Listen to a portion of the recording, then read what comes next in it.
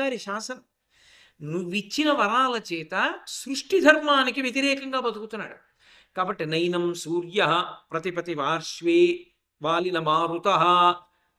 గాలి వడగాడ్పు కింద వస్తుంది అనుకోండి, ఆయనకి ఇష్టం లేదనుకోండి, ఎర్రగా చూస్తే అంతే చల్లగా వేయాలి గాలి. లేకపోతే ఆయన అక్కడ ఏదో కాగితాలు పెట్టుకున్నాడు అనుకోండి, కొంచెం గాలి వచ్చి అవి ఎగిరితే ఆయన కోపం వస్తుంది, అప్పుడు గాలి ఎక్కువ వేయకు. ఆయనకి ఉక్క పోస్తే గాలి ఎక్కువ వేయాలి. అంటే ఆయనకి ఎలా ఉంటే సుఖంగా ఉంటుందో అలా ఉండాలి గాలి కూడా. చెలోర్మిమాలీతం దృష్ట్వా సముద్రోపి నకంపతే. ఆయన సముద్రం దగ్గరికి వెళ్ళి నించుంటాడు. నించుంటే కెరటాలు వస్తాయి, సముద్రానికి అది స్వభావం. ఏమిటా కెరటాలు అన్నాడు అనుకోండి, ఆగిపోవాలి. ఆగిపోయి అంతటి తపశ్శక్తి సంపన్నుడు. కానీ దాన్ని లోకం కోసం వినియోగించాడు, తన ఉద్ధరణ కొరకు వినియోగించాడు. లోక కంటకుడిగా తన భోగం కోసమే దాన్ని ఉపయోగిస్తాడు. కాబట్టి మేము పడలేకపోతున్నాం. వీడి యొక్క సంహారం ఎప్పుడు ఎప్పుడు మరణిస్తాడని అడిగాడు.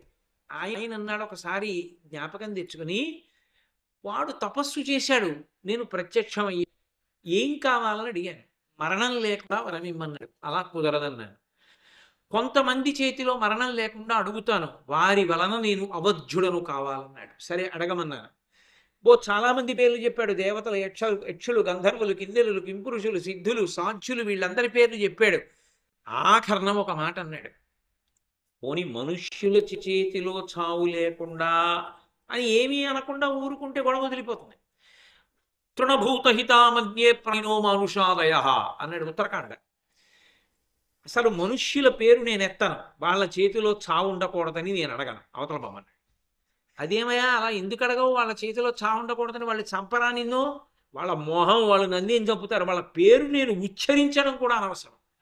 అంత పనికి మాలిన జాతి మనుష్య జాతి, వాళ్ళు నన్నేం చేస్తారన్నాడు. అంటే రావణాసురుని కాలంలో పరమ అవమానాన్ని పొందినటువంటి జాతి ఏదైనా ఉంటే మనుష్య జాతి ఒక్కటే. కాబట్టి తృణభూతహితామన్యే ప్రాణినో మానుషాదయ. తృణం కన్నా తక్కువ, నాకు గడ్డి పరక కన్నా తక్కువ వాళ్ళ పేరు కూడా ఎత్తాను, నాకు అక్కర్లా వాళ్ళ పేరు ఎత్తాను. అలా అన్నాడు కాబట్టి, పేరు ఎత్తలేదు కాబట్టి మనుష్యుల చేతిలో చచ్చిపోతాడు. అడగలేదుగా మనుష్యుల చేతిలో చావనని, మనుష్యుడి చేతిలో చచ్చిపోతాడని అనగానే వీళ్ళందరూ ఏమంటారు, సభలో ఉన్న వాళ్ళు, దశరథ మహారాజు గారి సభకు వచ్చిన వాళ్ళు, వాళ్ళలో చాలామంది మనుష్యులు లేరు. వాళ్ళందరూ ఏమంటారు, మరి ఇంకే ఈ మాట ఇన్నాళ్ళు తెలియలేదు, మేము చంపేస్తాం అయితే రావణాసురుడిని అంటారు. కేవలం మనుష్యుడైతే చంపేయగలరా రావణాసురుణ్ణి? కాబట్టి ఏతస్మిన్నంతరే విష్ణు రూపయాతో మహాద్యుతి శంఖచక్ర గదాపాణి పీతవాస జగత్పతి. ఏతస్మిన్నంతరే విష్ణు, ఎవరూ పిలవకుండా, ఎవరూ అడగకుండా తనంత తానుగా శంఖచక్ర గదాపాణి పీతవాస జగత్పతి, పచ్చటి పట్టుబట్ట కట్టుకున్నవాడై, చతుర్భుజుడై, శంఖచక్ర గదా పద్మములతో కూడుకున్నవాడై శ్రీ మహావిష్ణువు ఆవిర్భవించారు సభలో. సాక్షాత్కరించి ఆయన ఏమీ మాట్లాడలేదు, మౌనంగా చేతులు కట్టుకుని బ్రహ్మగారి పక్కకెళ్ళి నించుంటే అప్పుడు అడిగారు ఈ సభలోని వారందరూ. వాళ్ళందరూ అన్నారు, మహానుభావ, నరుడి చేతిలో రావణుడు మరణిస్తాడు, ఇదిగో ఇన్ని దురాగతాలు చేస్తాడు, ఇన్ని దురాగతాలు చేస్తున్నాడు కనుక మీరు మనుష్యునిగా రండి. ఎవరి కడుపునో అక్కర్లేదు, కొడుకులు లేరని ఏడుస్తున్నాడు ఇదిగో దశరథ మహారాజు గారు. కాబట్టి ఈ దశరథ మహారాజు గారి కడుపునే మీరు కొడుకుగా వచ్చి అదిగో ఆ రావణుణ్ణి సంహరించండి అని అడిగారు. ఆయన అన్నారు, తత పద్మ పలాశాక్ష కృత్వాత్మానం చతుర్విధం పితరం రోచయామాస తథా దశరథం నృపన్. ఆయన తండ్రిని వరించాడు. తండ్రిని వరించడం ఉండదు లోకంలో. నేను మా నాన్నగారి కడుపున కొడుకుగా పుట్టడానికి నేను ఫలానా వారి కడుపున పుట్టాలని కోరుకుని పుట్టినవాడిని కాను, నా ఇష్టం కాదు. నేను గత జన్మలలో చేసుకున్నటువంటి పాపపుణ్యాల్ని బట్టి ఈ జన్మలో ఒక తల్లిదండ్రులకి జన్మించాను తప్ప నా స్వేచ్ఛ కాదు. ఫలానా వారికి కొడుకుగా పుడతానని అడిగి పుట్టేది కాదు అది. కానీ ఫలానా వారు నాకు తండ్రిగా ఉంటారు అని వరించి వచ్చాడు విష్ణు రామచంద్రమూర్తి. అందుకే పితరం రోచయామాస తథా దశరథం నృపన్. మీరు చెప్పినట్టే దశరథ మహారాజు గారికి కొడుకుగా వస్తాను. ఎలా వస్తానో తెలుసా? తత పద్మపలాశాక్ష కృత్వాత్మానం చతుర్విధం. నేను ఒక్కడే 4 రూపాలతో వస్తాను, 4 కొడుకులుగా వస్తాను. అందుకని రామ భరత లక్ష్మణ శత్రుఘ్నులుగా వచ్చాడు.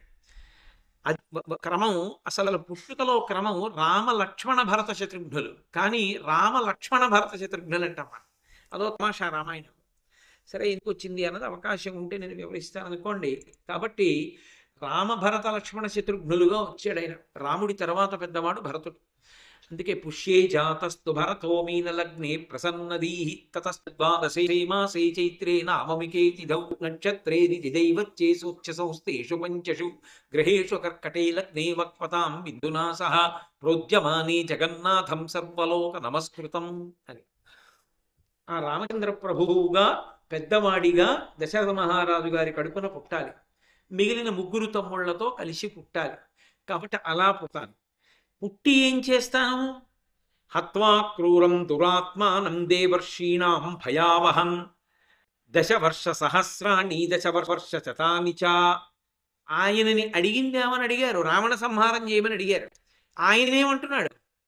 నేను చంపుతాను రావణుణ్ణి. ఎందుకు చంపుతానో తెలుసా? ఒక్క రావణుణ్ణి చంపను. రావణుణ్ణి, రావణుడి తమ్ముణ్ణి, లంకారాజ్యంలో ఉన్న రాక్షసుల్ని, రావణుని యొక్క బంధువుల్ని, రావణుని యొక్క మిత్రుల్ని, ఎవరిని మిగల్చకుండా, శేషం ఉంచకుండా అందరినీ చంపేస్తా. ఎవరు? ఒక్క రాముడే. అందరినీ చంపేస్తా.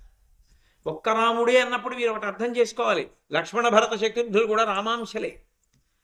నన్ను నేనుగా అని కదా చెప్పుకున్నాడు, నేనే వస్తాను నలుగురిగా అని కదా చెప్పుకున్నాడు. వీళ్ళందరినీ మొత్తం ఎన్ని కోట్ల మంది రాక్షసులున్నారో అంతమందిని నేనే తెగటారుస్తాను. అందుకే యథార్థమునకు రామావతారంలో చేసినంత రాక్షస సంహారం ఏ అవతారంలోనూ శ్రీ మహావిష్ణువు చెయ్యలేదు. అంతమంది రాక్షసుల్ని చంపాడు ఆయన.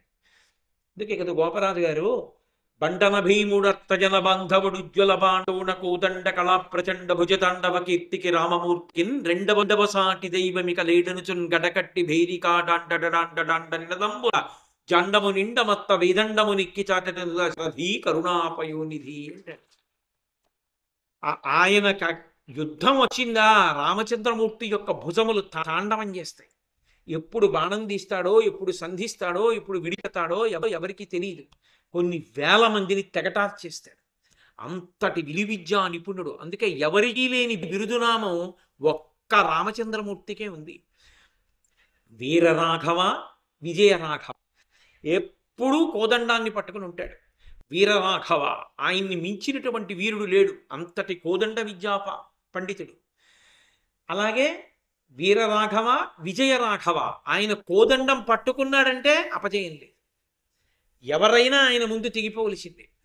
కాబట్టి రాముణ్ణి నమ్ముకున్న వాడికి ప్రమాదం లేదు. ఎందుకంటే రాముడు సంతతము రక్షణ చేస్తూనే ఉంటాడు.